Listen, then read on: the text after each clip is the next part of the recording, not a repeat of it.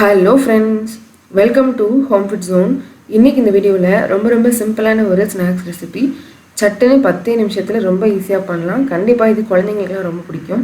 இதை செய்கிறதுக்கு ஒரு மிக்சிங் பவுலில் 2 மீடியம் சைஸ் உருளைக்கிழங்கு வேக வச்சு மசிச்சு போட்டுக்கோங்க. ஒரு மீடியம் சைஸ் வெங்காயம் பொடிசாக நறுக்குனது, 2 பச்சை மிளகாய் பொடிசாக கட் பண்ணி போட்டுக்கோங்க. நீங்கள் பேஸ்ட்டாக அரைச்சி கூட போட்டுக்கலாம். 1 டீஸ்பூன் அளவுக்கு chilli flakes, 1/4 teaspoon garam masala, 1/2 teaspoon அளவுக்கு லெமன் ஜூஸ் போட்டுக்கோங்க. தேவையான அளவுக்கு உப்பு, கொஞ்சமாக கொத்தமல்லி இலை சேர்த்துட்டு இது எல்லாத்தையுமே சேர்த்து நல்லா கலந்து விட்டுக்கோங்க. உருளைக்கிழங்கு வேக வைக்கும்போது அதிகமாக குழையிற மாதிரி வேக வைக்காதீங்க.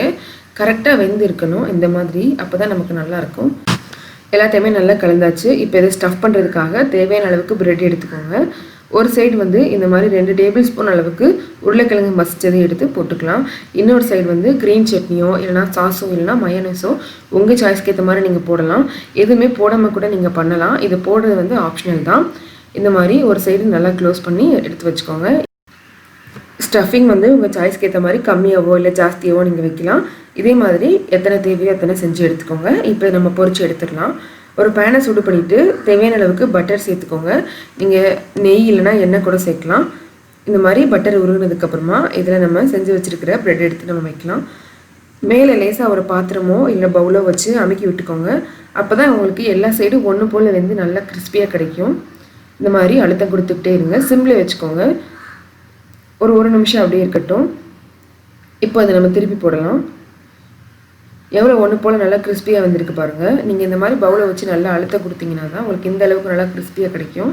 இன்னொரு சைடு அதே மாதிரி நம்ம பொரித்து எடுத்துக்கலாம். இப்போ அதை நம்ம வெளியே எடுத்துடலாம். இதே மாதிரியே எல்லாத்தையுமே போட்டு பொரித்து எடுத்துக்கோங்க. உங்கள் விருப்பத்துக்கு ஏற்ற மாதிரி பட்டர் ஜாஸ்தியாகவோ இல்லை கம்மியாகவோ நீங்கள் போட்டுக்கலாம்.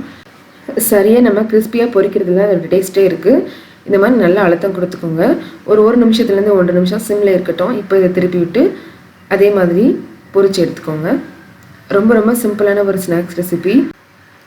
உங்கள் விருப்பத்துக்கு ஏற்ற மாதிரி நீங்கள் கட் பண்ணி சர்வ் பண்ணலாம். எவ்வளோ நல்லா கிறிஸ்பியாக வந்திருக்கு பாருங்கள்.